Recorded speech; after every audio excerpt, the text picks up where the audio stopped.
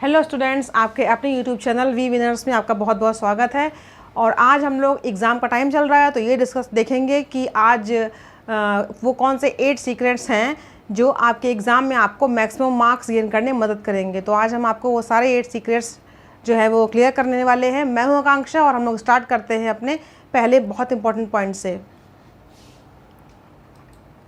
सबसे पहला है समय प्रबंधन यानी कि टाइम मैनेजमेंट।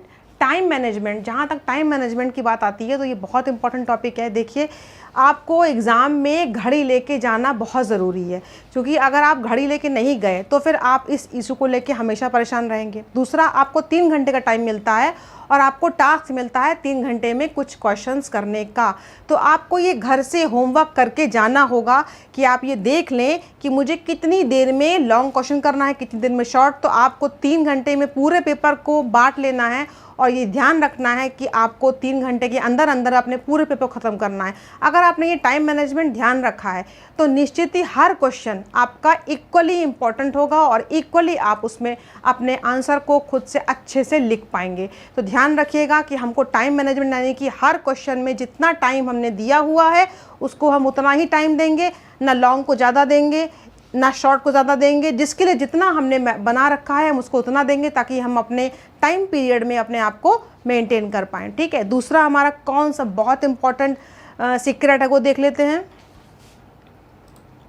शब्द सीमा यानी कि वर्ड लिमिट की बात कर लेते हैं। तो आपने देखा है कि क्वेश्चंस पेपर में आपको वर्ड लिमिट दी होती है।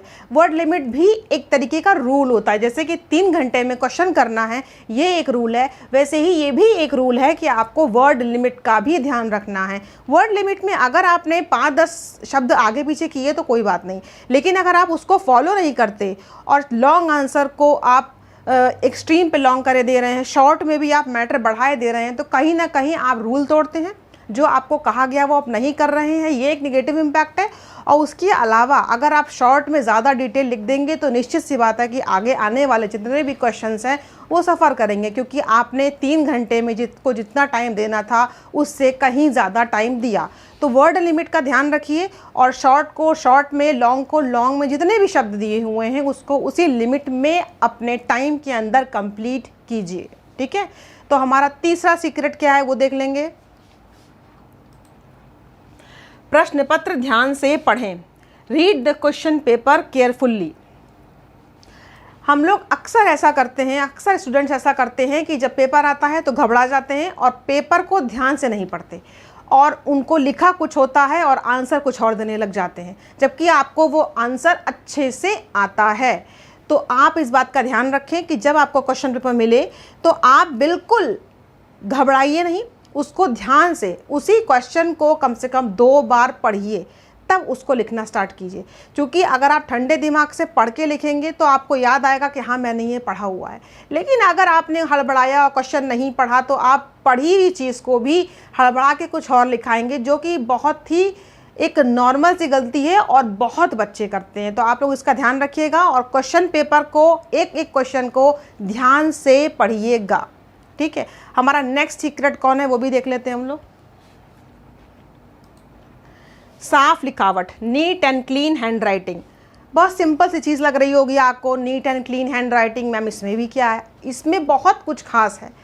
आपकी हैंड राइटिंग, अब आप भी सोचेंगे मैं कैसे रातों रात सुधार लूँ, तो ऐसा नहीं कि आपको रातों रात हैंड राइटिंग सुधारनी है, लेकिन आप कोशिश तो कर सकते हैं कि हम उसको साफ लिखें, काटा पीटी ना करें। क्वेश्चन लिखा फिर काटा, ये सब चीज़ें नेगेटिव होती हैं। क्योंकि अगर एक आंसर साफ़ सुथरा होता है, देखने में साफ़ है, मैक्सिमम प्रयास से जितना अच्छा किया जा सकता है अगर हम करते हैं तो उसको एग्जामिनर जब देखता है तो वो उसकी कॉपी को देखना भी चाहेगा। आपने कितना भी अच्छा मैटर लिखा हो, अगर वो पढ़ ही नहीं पा रहा कोई आदमी, एग्जामिनर उसको देख ही नहीं पा रहा है, तो उसको क्या मैटर देगा?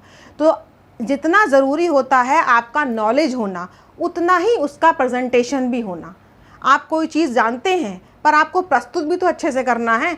तो ये ध्यान रखिए कि हैंड राइटिंग आपकी जितना भी हो सकती है अपने टाइम के अनुसार उसको साफ करने की, लिखने की कोशिश कीजिएगा।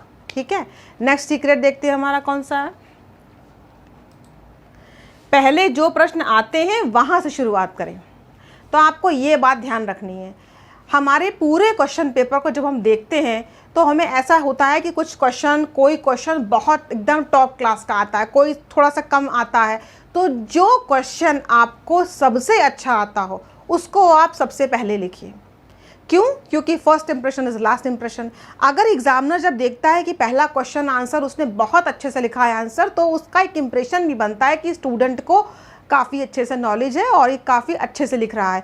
तो आप इस चीज़ का ध्यान रखें कि आप सबसे पहले आता हुआ प्रश्न लिखें।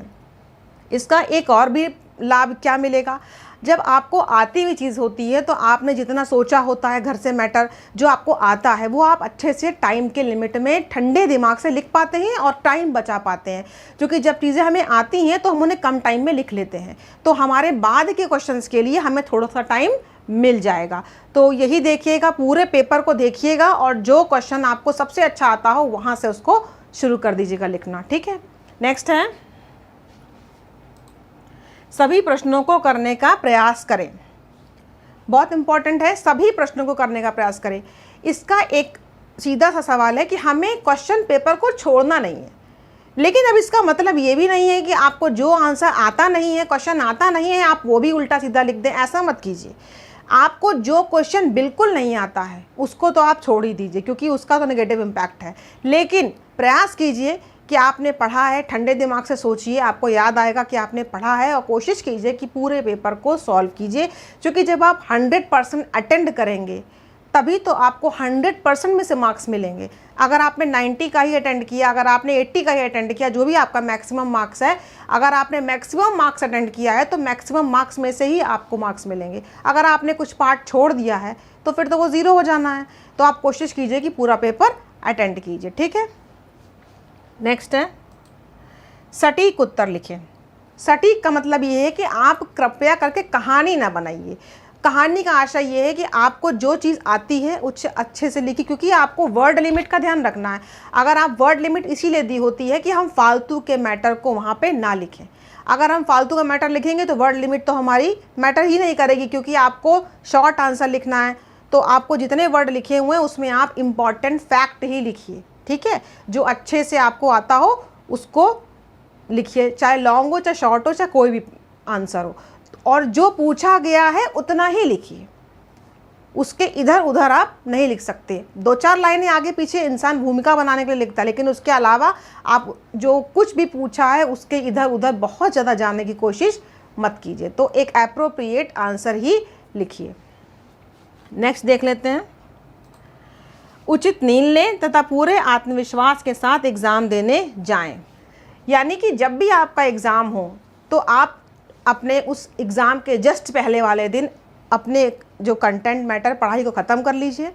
रात में उचित नींद लीजिए, आराम से रिलैक्स होकर रात में सोइए, ताकि आप जो पढ़ रहे हैं वो आपके दिमाग में रह सके। कई बार बच्चे पूरी रात पढ़ाई करते हैं और उसके बाद जब अर्ली मॉर्निंग पेपर देने जाते हैं तो उन्हें आती हुई चीज़ भी वो नहीं लिख पाते, क्योंकि आपको इतनी नींद आ रही है, आपका माइंड इतना फ्रेश नहीं है, तो आपको जो कुछ भी आता है वो भी आप वहाँ प्रेजेंट नहीं कर पाते। ज़रूरी क्या होता है कि लास्ट टाइम पे हम अपनी बेस्ट परफॉर्मेंस दें, और उसके लिए ज़रूरी होता है कि हमारा माइंड बहुत तरीके से ठंडा हो और हम सोच पाएँ कि हमने जो याद किया था वो हमें याद आए। ठीक है, तो आपको ये बातें जो मैंने 8 सीक्रेट्स बताए हैं ये याद रखने हैं और इसको फॉलो कीजिए, तो आपका एग्ज़ाम वाकई में बहुत अच्छा होने वाला है। मेरे सभी विद्यार्थियों को बहुत बहुत सारी एग्ज़ाम के लिए शुभकामनाएं। और डिस्क्रिप्शन बॉक्स में एग्ज़ाम से रिलेटेड 2 वीडियोज़ और भी हैं, उसका लिंक भी दिया हुआ है, आप ज़रूर देखिए, आपके लिए बहुत ज़्यादा लाभदायक होगा। Thank you.